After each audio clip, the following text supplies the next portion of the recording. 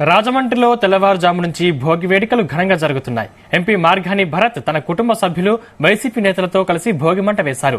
హరిదాసులు, పిట్టల దొరలు వంటి సాంప్రదాయ కళాకారులు ఆకట్టుకున్నాయి.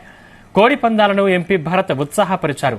ఈ ఏడాది ఆంధ్రప్రదేశ్ రాష్ట్రానికి మరింత వైభవం రావాలని, సీఎం జగన్ మరోసారి సీఎం కావాలని ఎంపీ భరత్ ఆకాంక్షించారు.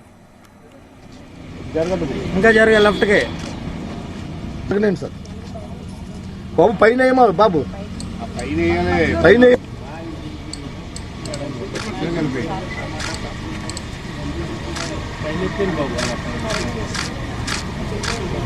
సూపర్ బ్రో చదువుతుందా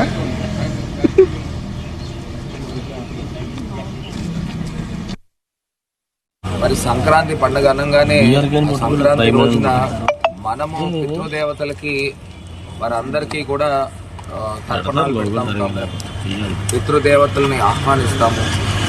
తాత ముత్తాతల దగ్గర నుంచి కూడా వారి యొక్క ఆశీర్వాదం తీసుకుని మనమంతా కూడా ముందుకు వెళ్తాము. అదేవిధంగా రైతులందరికీ కూడా పాడి పంటలు చేతిలోకి వచ్చి, పంట చేతిలోకి వచ్చి వారి చేతిలో డబ్బులు రావడము, వాళ్ళు ఎంతో ఆనందంగా జరుపుకునే పండుగ ఈ సంక్రాంతి పండుగ.